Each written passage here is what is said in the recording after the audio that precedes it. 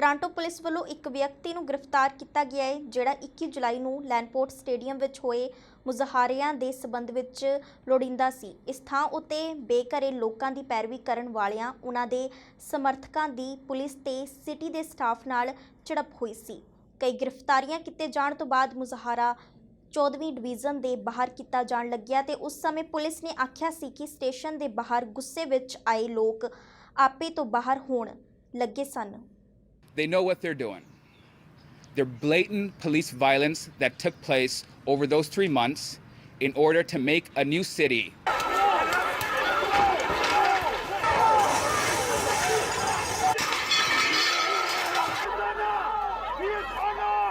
He was one of 8 people wanted for criminal offenses related to the event and later demonstrations and turned himself in.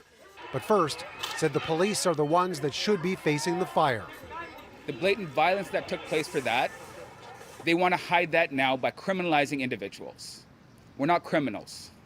We're community members, we're supporters, we're individuals who stood next to our unhoused neighbors and said that we've had enough.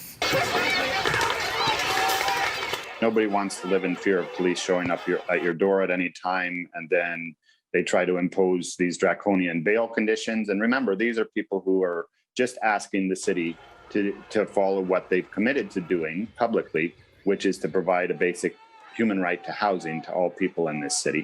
Conditions may be about a non-attendance at a certain address may be appropriate, but it's certainly not necessary or appropriate to limit an individual's constitutional right of association or protest. Do as much as you think you can. We're not going to stop. Ontario ਦਾ ਨਵਾਂ vaccine certificate system ਹੁਣ ਲਾਗੂ ਹੋ ਚੁੱਕਿਆ ਹੈ। ਹੁਣ ਸਥਾਨਕ ਵਾਸੀਆਂ ਨੂੰ ਆਊਟਡੋਰ ਤੇ ਇਨਡੋਰ ਥਾਵਾਂ ਉੱਤੇ ਦਾਖਲ ਹੋਣ ਸਮੇਂ ਲੋਕਾਂ ਨੂੰ ਆਪਣੀ ਦੂਜੀ ਡੋਜ਼ ਦਾ ਸਬੂਤ ਦੇਣਾ ਹੋਵੇਗਾ ਤੇ ਇਸ ਦੇ ਨਾਲ ਹੀ ਸਰਕਾਰੀ ਆਈਡੈਂਟੀਫਿਕੇਸ਼ਨ ਵਿਖਾਉਣ ਦੀ ਵੀ ਲੋੜ ਪਵੇਗੀ। ਆਈਡੈਂਟੀਫਿਕੇਸ਼ਨ ਵਿੱਚ ਬਰਥ ਸਰਟੀਫਿਕੇਟ, ਸਿਟੀਜ਼ਨਸ਼ਿਪ ਕਾਰਡ ਆਦਿ ਸ਼ਾਮਿਲ ਹਨ। ਮੈਡੀਕਲ ਛੋਟ ਲਈ ਡਾਕਟਰਾਂ ਵੱਲੋਂ ਜਾਰੀ ਨੋਟਸ ਵੀ ਸਵੀਕਾਰੇ ਜਾਣਗੇ। Making inquiries of us. So I think in that sense it went very well. I myself was out at McHappy Day, so I went into a McDonald's restaurant and had to show my proof of vaccination. It took about 10 seconds, and there was a staff person there that had to do it, of course, from the McDonald's store. So I understand there's an extra burden that's been put on people to make this request, but I think that if people behave themselves in a civilized manner, which I know people are going to do, then I think this can go very smoothly. And as the Premier said, and I agree with him, this is a temporary measure, and it's meant to take account of extraordinary circumstances to keep those businesses open, to keep us all healthy, to keep the schools open.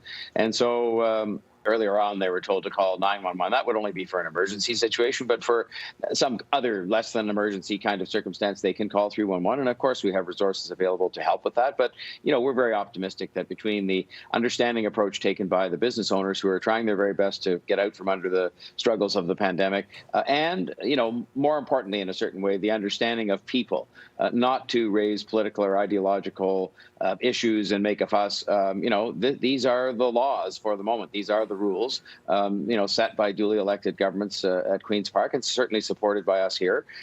And I hope people will accept it in that spirit, and that understand what we're trying to do is protect public health and keep those very same businesses and the schools and other things open. So we have the resources to respond if necessary. In this case, we don't know what went on in the court and what was said, and that's the problem. I think when you have a controversy like this about somebody getting out on bail charged with first-degree murder, which is unusual, it undermines confidence in the justice system not to know why. And so I think in this case it would have been much, much better if the judge could have said something with respect to why police officers. So, I think there's a lot to be said in terms of bail reform, and this is just one more thing that undermines confidence, which is not good. It's not good for the system to undermine confidence, and I think that more should have been said and more should be said. British Columbia ਦੇ premier John Horgan ਨੇ ਚਿਵਲੈਕ ਪ੍ਰਾਂਤ ਵਿੱਚ ਕੋਵਿਡ-19 ਦੇ ਤਾਜ਼ਾ ਹਾਲਾਤਾਂ ਬਾਰੇ ਚਾਨਣਾ ਪਾਇਆ। ਉਹਨਾਂ ਦੱਸਿਆ ਕਿ ਇੱਕ ਐਲੀਮੈਂਟਰੀ ਸਕੂਲ ਅੰਦਰ 20 ਵਿਦਿਆਰਥੀਆਂ ਤੇ ਸਟਾਫ ਮੈਂਬਰਾਂ ਦੇ ਫੈਲਣ ਕਾਰਨ ਘੱਟੋ-ਘੱਟ ਅਕਤੂਬਰ ਵਿੱਚ ਆਨਲਾਈਨ ਸਿੱਖਿਆ ਵੱਲ ਵਧ ਰਿਹਾ ਹੈ, ਯਾਨੀ ਕਿ ਹੁਣ 20 ਅਕਤੂਬਰ ਤੱਕ ਸਕੂਲਾਂ ਅੰਦਰ ਵਿਅਕਤੀਗਤ ਪੜ੍ਹਾਈ ਨਹੀਂ ਕਰਵਾਈ ਜਾਵੇਗੀ। From Chilliwack, BC, the traditional territory of the Stolo people. And today I want to advise those participating today that I chaired a remote meeting of the Council of the Federation and the Premier's agreed, there's urgent, pressing need to act on long-term, sustainable healthcare funding. We want to do that, as we've been saying for many, many years now, through stable, predictable increases in the Canada Health Transfer. For too long, the federal government has been diminishing their contribution to public health care, and we believe that diminishment has to stop, and we need to get back to a better relationship where at least 35% of public health funding comes from Ottawa. Canadians, of course, expect us all to work together. They expect the premiers to be at the table, working in the interests of our respective jurisdictions, but we need a federal partner to do that. We call on the Prime Minister today to hold a First Minister's meeting at an early opportunity, preferably before the next throne speech, but certainly before the end of the year. And on behalf of all British Columbians, earlier in the week I spoke with the Prime Minister and offered my congratulations on his re-election and his government's ability to move forward. I also spoke with Opposition Leader Erin O'Toole and NDP Leader Jagmeet Singh and congratulated them on running campaigns to make sure that all voices are represented in the House of Commons. I did ask the Prime Minister to ensure that we focus on those shared issues that we have been determined to work on collectively, whether it be ensuring that we have affordable, quality childcare, whether we continue to have funding for housing and other initiatives that will keep people safe and in something resembling what they want to be at rather than in encampments. These are issues that both he and I share, and I'm confident that we will work on those together. We need to continue to build our infrastructure to move our people and to move our goods.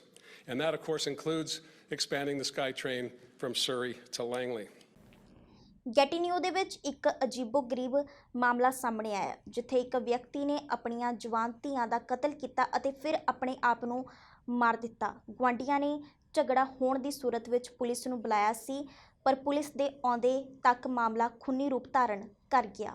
I think the 5-year-old one was going to my school. I played a lot with them, I think, at the playground. I think it's important to everyone to show compassion to the kids. Without any doubt that the two girls that were found lifeless in a residence of Dunkirk Street in Elmer were victims of an homicide by their father earlier yesterday. So this woman came out yelling for help, and she kept saying, "Help, help, my kids." And we saw that she had a busted lip and she had bruises on her cheekbone. So we clearly saw that there was domestic violence happening, and he seemed to be like, oh, she's always exaggerating.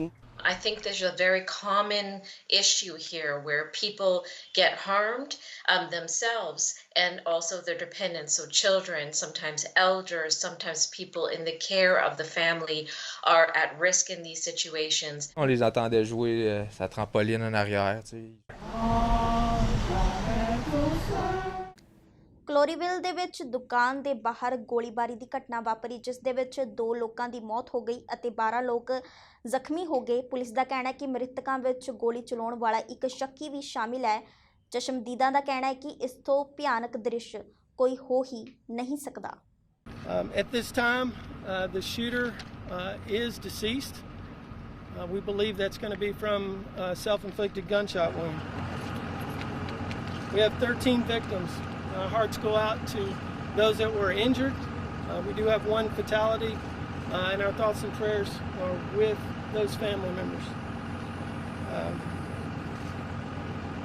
We had, like I said, we had 13 victims that we know of at this time. Now, please bear with me and know that this situation is probably going to change, and we'll do another update, another briefing, probably in 3 hours, somewhere in that range. And we'll update you, but we know that we've had 12 victims that were transported from this scene, and we also know that we've had at least one additional walk-up to local hospitals. Today I have Assistant Chief Jeff Abelin with me, our Fire Chief at Collierville, Chief Billings, his Assistant Chief King, Assistant Special Agent in Charge Jeremy Baker with the FBI. We have Colonel Smith with MPD, Chief Inspector Mills, Derek Mills with Shelby County. And I can't say enough about the cooperation and the help. And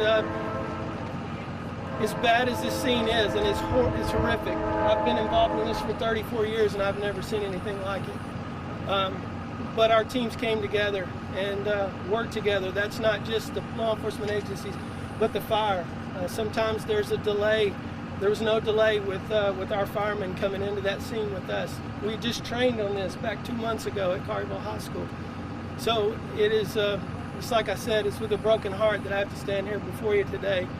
So please keep the families in your prayers. Keep the folks from this Kroger. We have a representative from Kroger here as well. I'm not sure if they're going to give a statement at this point, but everything is preliminary. So with that, I'll open it up for just a couple of real quick questions. One at a time.